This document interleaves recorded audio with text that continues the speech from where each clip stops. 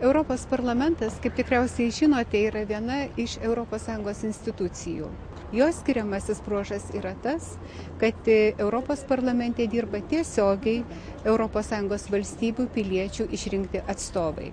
Kitose institucijose dirba paskirti žmonės Europos parlamente išrinkti. Esu viena iš 12 Lietuvos atstovų Europos parlamente. Institucija yra tokia didelė ir problemų ES tiek daug, kad visko niekaip neapriepsi. Todėl sritis, kuriuose man tenka dirbti, yra užsienio politika, žmogaus teisės ir tarptautinė prekyba.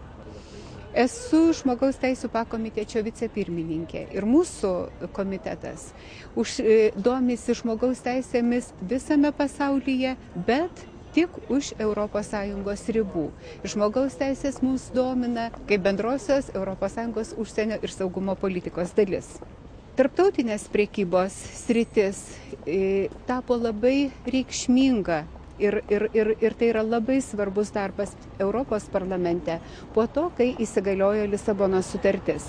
Nes įsigaliojus šiai sutarčiai, Europos parlamentas įgijo naujas galias. Nei viena tarptautinės prekybos sutartis su trečiaja šalimi neįsigalioja tol, kol jos neratifikuoja, kol jai bent nepritarė Europos parlamentas. Klausimai, už kuriuos aš esu atsakinga, yra ES ir Izraelio susitarimas dėl farmacijos produktų. Taip pat ES Gruzijos laisvosios prekybos sutartis, kuri visai neseniai buvo priimta, jai buvo pritarta komitete ir Europos parlamente.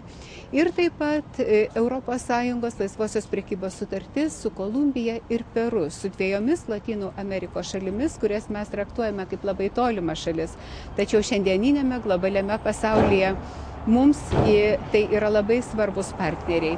Baigdama noriu dar kartą pakartoti, kad mūsų Europos parlamente iš Lietuvos yra tik 12. Iš viso europarlamentarų yra daugiau negu 700. Esame viena iš mažesnių ES valstybių narių.